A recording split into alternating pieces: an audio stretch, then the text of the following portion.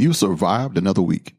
Thank you for listening, downloading, and subscribing to the Black Man with a Gun show. This week, I'm asking you a question. Have you child-proofed your guns? And also the story of Jeanne Asssam. All this and more coming up next as we get ready for the holidays. blackmanwithagun.com, Ken Blanchard's Pro-Gun Podcast. Hey, it's good to be back on the microphone. I'm glad that you're here. Did you know I actually went tuna fishing last week and didn't catch one tuna? I did bring home 60 pounds of king mackerel, though. Yeah, we went out of Hatteras, North Carolina. It was a good trip with 4 other guys. We stayed overnight, got up early on Saturday morning, and fished out in the Atlantic. And it was a pretty good trip. I'll be sharing details of that on my new YouTube channel. There's a video if you want to check it out. I'll put a link to it in the show notes just in case you haven't heard of my little story. I'm hoping that you're doing all right wherever you are. Would love to hear from you. My email address is blackmanwithagun@gmail.com. Or you can go to blackmanwithagun.com and subscribe to our email newsletter, emailing thing, whatever you call it. And that way I can have your email address and I can contact you personally. At the end of the show, I have a question of the week, and I would love your feedback as soon as you hear it. Well, Thanksgiving is over, and we're preparing for the big holiday where everybody buys gifts for each other, and kids are running around crazy looking for all the presents that you may have hid. And I want to give you a shout out and a warning to make sure that your firearms are secure. Now, I know there are quite a few of us that have been into the gun industry, the community, the culture for a while, and that also makes you a little bit of a risk because you are so confident that nobody will touch your stuff unless your firearms are behind a safe or inside a safe. You know, out of sight, out of mind. They are a risk. If you have them in some smaller container that can be taken from your house, it's risky. If you have it locked to just a padlock or something and it's laying in a box, it's risky.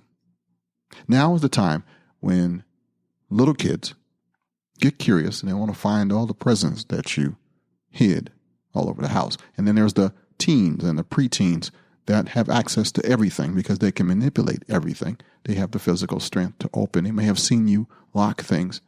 Now is a good time for some kid proofing, for some conversations about safety. Now, I know you've taken them to the range. You've already started them off on a great pathway. But now is a good time to remind them. Because, see, sometimes relatives come over, sometimes family comes over, sometimes friends come over, and they don't have the tutelage or the stuff that you give your kids. And now you're asking your kids to go further than peer pressure allows, to be responsible adults. They do great in your house. But there's always little Johnny who's not listening. I remember the first pistol that I found in my house. It was a Vietnam era 9mm that my stepfather could not find the ammo for because it wasn't truly a 9. It was a specialty round these days. That knocker off I later got and was able to get the ammo just fine. But I found it underneath the mattress where he thought it was safe. And once I got the clue that people hid their guns under mattresses, I remember finding my uncle's gun at a big cookout that we had later. Because I was a nosy teenager, I peeped his mattress, and he had a huge .44 Magnum with like a 2-inch barrel. I wonder where that gun is now, because my Uncle Bo is with us no more. So, how about taking an inventory on how you're securing your firearms right now? Think about it. Where are your guns? Can anybody get to them? If I were to stay over your house, could I figure out where you hid them? No, despite the fact that I have no business looking for your stuff. I'm just saying, Could somebody find your stash? And if they did, are they still secure? I live alone, you say. But do you lock up everything when you leave? You know, the increase of home invasions and robberies are increasing. Folks know that we are all at home. So the minute that you do leave, they've probably watched your patterns, because that's what criminals do. They know you go shopping every Tuesday. They know that you go between 9 and 11 because you're going to beat the rush, or that you go late at night. We all have patterns. And that time when you leave is also the time that folks and little kids will be trying to peep your weapon stash, your ammunition, whatever they can get their hands into, because 'tis the season to look for gifts. Now that I got your mind working, now that you're thinking, if you're home and you are a concealed carry holder, wear that bad boy while you're at home. Does you no good to go looking for it, even if you have to duck out over top of the bed and under the cabinet or whatever to pick up your pistol or your rifle or your carbine. Wear the bad boy, even if you don't have a concealed carry permit. Wear your firearm in your house. You're allowed. It's your house. Just remember to take it off if you don't have a permit to carry outside of your premises. That's when the law changes quickly. But if you have a firearm and kids, let's talk safety. You know, you can secure everything that you're not carrying, everything that's not for instant protection, with simple things. Any lock that changes the action so that you can't open or close your firearm, anything that prevents magazines from going into battery, anything that prevents the gun from being held or moved, works. It's worked by your hand. So if you can put it in a locked box, then please do. If you have a biomechanical safe, make sure your batteries are good. Make sure your backup keys to your safe and to your vault and to your box are accessible to you and only you. I know that key is on your key ring that you leave in the back of the door. So if somebody were to break into your door and smash your window in the front door and grab your keys and open the door, they have the key to that box as well. Need you to think like a criminal now. I do, all the time. But let's talk real quickly about how you can secure the trigger or keep the action from going into battery. There are like cable locks. There are locks that cover the trigger. And there are some junk out there. There's some stuff that you can put it right over top of the trigger of a loaded gun and still manipulate it enough that it would go off. So, key point here. You want to lock unloaded firearms only. You don't lock loaded guns. Unless the entire gun is in a safe. That's different. Or a gun box. Your mileage may vary, but the results are the same. You want to make sure that you are keeping your family safe. That's the whole point of this exercise. You got me? If you've been to a gun store in the last couple of months, you've probably seen a rise of different types of lock boxes. There are quite a few that look like metal cigar boxes with digital combination locks or biometrics or even simplex locks. You get what you pay for. Remember that you want your firearm, if it is not for self-defense, to be secure. If it is for defense in the home, then again, I say wear it while you're there. And if that doesn't seem right to you, then invest in something that is not easily moved, that you can mount inside of a closet, to the back of a bed, somewhere out of sight, and that you can operate in the dark of night. You know that most times when people are attacked in their homes, it's after dark. Between 6 p.m. and 6 a.m. And during the day, home robberies happen between 10 and 2. Back before the world got quiet. And for those who just haven't got around to it yet, and you haven't bought that safe, because they cost too much. Consider the cost of court. Consider the cost of a funeral. Consider the cost of being sued. It's an investment in your life. Since 2014, I have been a member of the Crossbreed holster family. If you carry concealed, get a holster that supports not only your firearm, but your freedom, the faith, and this brother with a try-it-free lifetime guarantee. Crossbreedholsters.com. Crossbreedholsters.com.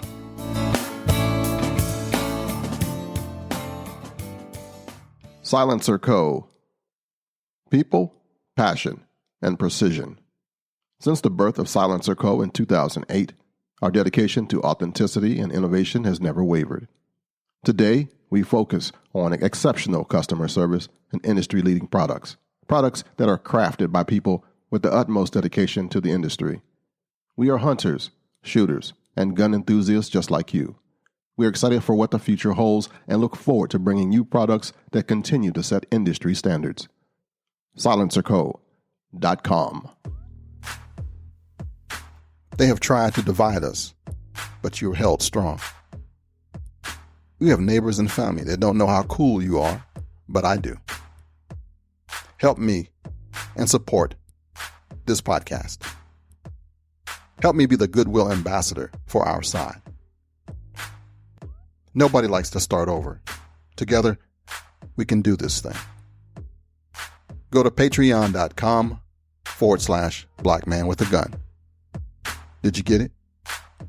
patreon.com/blackmanwithagun.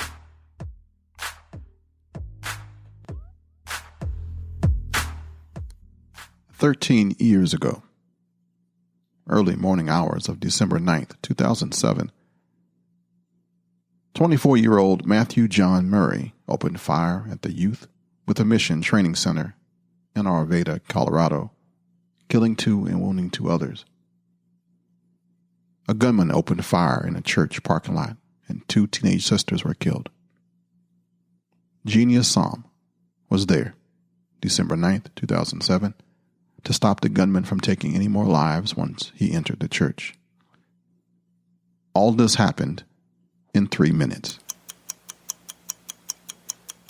If you're one of those responsible individuals who now carries concealed, I want you to think on how fast 3 minutes are. I want you to consider being situationally aware.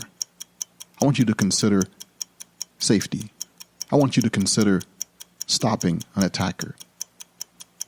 I want you to consider how short 3 minutes are. When Jeanne Asssam woke at 5 a.m. that morning, she was hungry. She was on the last day of a 3-day fast. But hunger pains were not that excessive. She was fasting in hope of discovering what God wanted her to do with the rest of her life. Before that day was over, He had given her a hint. Normally on a Sunday, she would go to New Life Church, where she was a member and where she also was a volunteer security officer. She had been a police officer in Minneapolis for 5 years, then moved to Colorado, where she had held several law enforcement jobs. She was qualified as a police officer in the state, though she was not working for a police agency at the time. Miss Asssam had decided to stay in her apartment this Sunday, December 9th, 2007, to contemplate her maker and her future, and not to go to church with its cafeteria where she might be tempted to break her fast. About 8:30 a.m., she consulted her computer and immediately saw a story about a shooting in Arvada, a Denver suburb about 25 miles north of her Colorado Springs apartment. The story said 2 people had been killed and 2 more wounded in a Christian missionary training school called Youth with a Mission. The gunman, who was not named, was still on the loose. She says, "I knew in my gut that he was going to come to new life. I was just certain. I don't know why. I knew other than it was God telling me to go to church." To that point in her life, she had not felt anything as compelling as the feeling she was going to confront that gunman. She felt she couldn't warn the security team because other than this premonition, she had no evidence that the gunman was coming to New Life Church. She dressed in jeans, a short-sleeved sweater, and a black blazer to cover her gun. The gun was a Beretta 92 FS that she had carried when she was a police officer in Minneapolis. It was loaded with 15 rounds of 9mm hollow points in a magazine and one in the chamber. She did not carry any spare magazines, as she didn't feel she would need them. I just knew God was going to be with me. I didn't know what the outcome was going to be, because you never know what God is going to do. But I felt I've got enough here. I've got my gun and my rounds, and I've got God. She got into her car and drove to the New Life Church. The morning was bright and cold with snow on the ground, but the sky was clear. It was 20 degrees Fahrenheit. The church has more than 10,000 members and is located on a property of 35 acres on the north side of Colorado Springs. Asssam arrived about 10:15. She was the only female member of the church's volunteer security team. In addition to the volunteer security officers, 4 Colorado Springs police officers in uniform were present. 2 of them patrolled the extensive parking lot in their patrol cars, and 2 were stationed in the buildings. Asssam was posted in the lobby outside the huge sanctuary and in a long hallway that led to it. The second service let out late, at about 12:40. The cop next to me looked at his watch. It showed 12:45, and he said, "I'm out of here." There were still hundreds of people milling about. The volunteer security team would not leave until almost all the members had left. Meanwhile, the troubled 24-year-old who had killed 2 and wounded 2 at the Youth with a Mission training center was sitting in his red Toyota Camry in the parking lot. He waited in his car until he saw the 4 uniformed Colorado Springs police officers leave the church parking lot in their patrol cars. He apparently drove around the church, setting off at least 2 smoke bombs. Then he parked in the northeast parking lot. The gunman got out of his car carrying a Bushmaster AR-15 semi-automatic rifle. He was carrying 2 semi-automatic handguns, a .40 caliber Beretta PX Storm, fully loaded, in a right thigh holster, and a Springfield Armory Model XD9 9mm. He was wearing a black ammo vest and had loaded spare magazines for all 3 weapons. He started shooting at members of the congregation in the parking lot. David Works, 51, his wife Marie, and their 4 daughters were getting into their white Toyota van. The gunman wounded Works, mortally wounded 1 daughter, and killed another. The Purcell family was leaving the east parking lot in their white Toyota Sequoia SUV when the gunman blocked their way and started shooting. Judy Purcell, 40, was wounded in the shoulder. After shooting people in the parking lot, the killer headed for the east doors of the main church building, changing magazines on his AR-15 as he went. Jeanne Asssam was talking to a volunteer in the information booth about the smoke grenades when she heard a muffled pop, pop, pop coming from the east hallway. The hallway is more than 100 yards long and is 30 feet wide. It runs from the east entrance to the lobby of the sanctuary. It is the biggest and the busiest hallway in the complex, with the special needs ministry and all the children's ministries, including those for the babies and the preschoolers, leading off it. Asssam started walking from the information booth to the hallway. As I'm walking, I heard the thundering crack of a high-powered rifle, incredibly loud, she said. This was the loudest gunfire I had ever heard. It obviously a high-powered rifle, not just a handgun. She heard several shots fired fast, one after another, obviously from a semi-automatic rifle, though she didn't realize it. The gunman wasn't even inside the church at that point. He fired 7 shots from the outside that hit the glass and steel outer doors. I pulled my gun out of my waist of my jeans, and I'm thinking, where is he? Hundreds of people were still in the huge hallway, all screaming and running in different directions. Mostly they were running past Asssam, heading away from the gunfire. Somebody yelled, "He's got a gun! He's got a gun!" Asssam couldn't see him. She is only 5 foot 5 inches tall and couldn't see over the mass of church members. Another member of the security team, a man over 6 feet tall, spotted the perpetrator coming through the doors and alerted Asssam. She immediately sprinted down the hallway toward the doors and the gunman. All of a sudden, instantly, everybody is gone. All the people in the hallway have found a place to hide, so no one was left in the hallway except the gunman and me. I've stopped running, and I'm walking, she said. She could see the killer dressed all in black with boots and knee pads, looking almost like a SWAT officer and carrying an AR-15 semi-automatic rifle. He pointed his rifle up as he came through the doors. When he pulled open the second and last set of doors, a huge sense of evil flooded into that huge hallway, she said. Asssam says she felt the presence of evil that would have scared a normal person, but because she was on a fast and was trying to find God, she said that she was not intimidated. I'm really calm. My hands were not shaking. My heart was not pounding, she said. She had cover in the smaller hallway. The gunman couldn't see her, but she couldn't see him. She wanted to make sure he was still heading towards her in the wide east hallway. She took a peek around the corner of the hallway. I looked real quick, then I took some steps back, and I prayed. I took a deep breath and just said, God, please be with me. I needed God, because I knew if I messed this up, people were going to die, and I could die. I put my gun up into the high ready, and I was going to shoot him as soon as he came even with me. The gunman was advancing down the east hallway, shooting as he came. Asssam found out later that he was shooting at the elderly volunteers further down the hallway. They were lying on the ground with bullets hitting all around them until one of the security guards got them to move out of the line of fire. Though Asssam had cover and concealment in the smaller hallway, she felt that waiting was not a good plan. She decided to confront the gunman. When I asked God to be with me and I stepped out from behind cover, I felt an instant presence, a huge, magnificent power of the presence of God surrounding me, she said.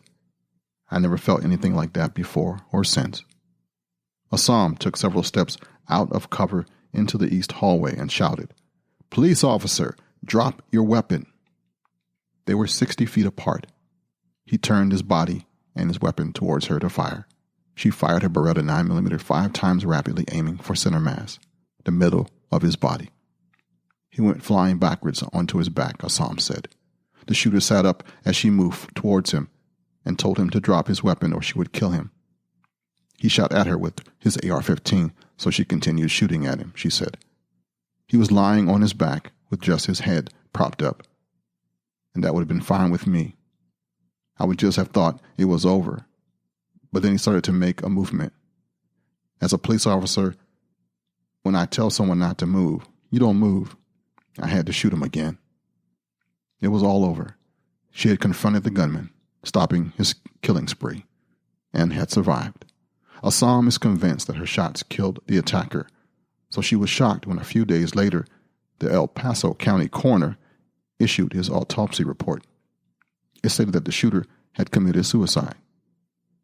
Coroner Robert Bucks, who conducted the autopsy, said he had put the gun into his mouth and shot himself. Whether or not Asssam killed him is irrelevant to the outcome.